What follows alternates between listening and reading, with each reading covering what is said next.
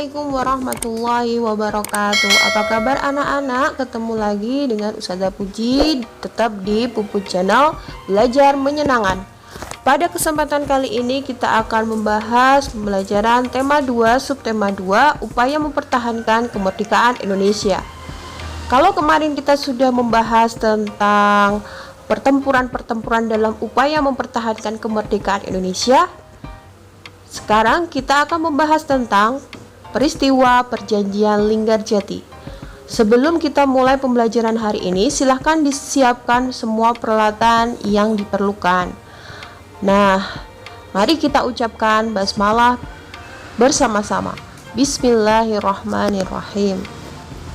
Di pembelajaran sebelumnya kita sudah membahas tentang pertempuran Medan Area, pertempuran Ambarawa, Bandung Lautan Api. Dan di situ kita sempat membahas bahwa karena banyaknya pertempuran dalam mempertahankan upaya kemerdekaan, Indonesia melakukan perundingan. Salah satunya adalah perundingan Linggarjati ini. Tahukah kalian, para pahlawan juga bersatu dan bekerja sama melalui cara diplomasi dengan tujuan mendapatkan pengakuan kedaulatan kemerdekaan bangsa kita. Upaya mempertahankan kemerdekaan Indonesia tidak hanya dilakukan melalui pertempuran, namun juga dilakukan melalui jalur diplomasi, perjanjian, dan perundingan seperti Perjanjian Linggarjati, Perjanjian Renville, Perjanjian KMB, dan Perjanjian Rumroyen. Lalu apa itu Perjanjian Linggarjati? Perjanjian Linggarjati adalah perundingan antara Indonesia dengan Belanda di Linggarjati, Provinsi Jawa Barat yang menghasilkan persetujuan. Persetujuannya apa? Persetujuannya adalah mengenai status kemerdekaan Indonesia. Perjanjian tersebut ditandatangani secara sah oleh kedua negara pada tanggal 25 Maret 1947. Perjanjian ini sudah dimulai pada tanggal 15 November 1946. Nah, dalam kurun waktu kurang lebih beberapa bulan sampai pada tanggal 25 Maret 1947 barulah tercapai kata mufakat antara Indonesia dengan pihak Belanda. Lalu bagaimana sejarah Perjanjian Linggarjati? Akan kita bahas bersama-sama dengan Ananda Nisrina Ataya Lukia dari kelas 6 dari SD Lukman Al-Hakim Nganjuk. Assalamualaikum warahmatullahi wabarakatuh. Nama saya Nisrina Ataya Lukia. Saya kelas 6 di SD Lukman Al-Hakim. Saya di sini akan menjelaskan tentang peristiwa Perjanjian Linggarjati. Peristiwa Perjanjian Linggarjati. Apa itu Perjanjian Linggarjati? Perjanjian Linggarjati adalah perundingan antara Indonesia dan Belanda untuk membahas status kemerdekaan Indonesia.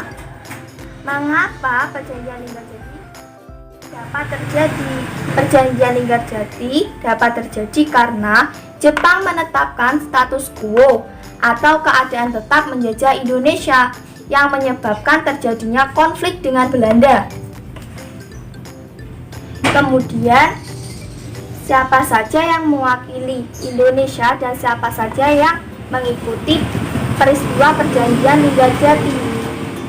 Indonesia diwakili oleh Sultan Syahrir, Muhammad Rom, Mr. Susanto Tirtiprojo, dan Dr. A.K. Ghani.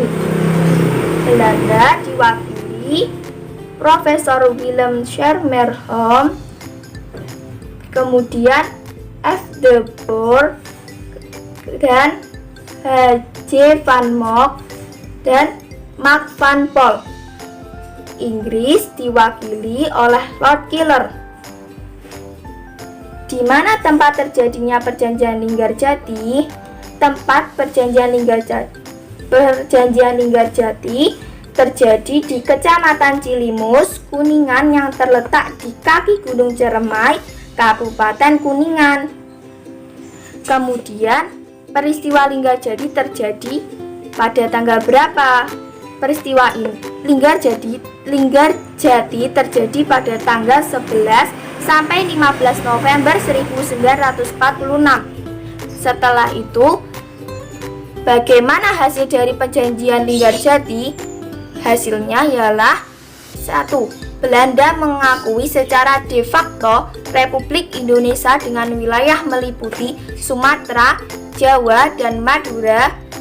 Belanda harus meninggalkan wilayah de facto paling lambat pada 1 Januari 1949.